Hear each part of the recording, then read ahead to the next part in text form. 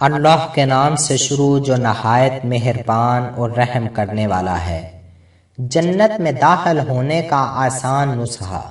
حضرت علی رضی اللہ تعالیٰ عنہ فرماتے ہیں، میں نے نبی کریم صلی اللہ علیہ وآلہ وسلم سے چند کلمات سنے ہیں، جو شخص قبل وفات یہ کلمات پڑھ لے وہ شخص جنت میں داخل ہوگا۔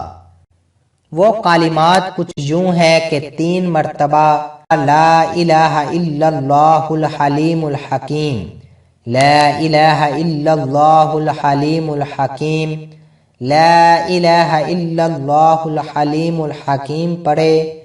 اس کے بعد 3 مرتبہ الحمدللہ رب العالمین، الحمدللہ رب العالمین، الحمدللہ رب العالمین پڑھے، اور اس کے بعد 3 مرتبہ تبارک الذی بیدہ الملک یحیی و یمیت وہو علی کل شیء قدیر پڑھے۔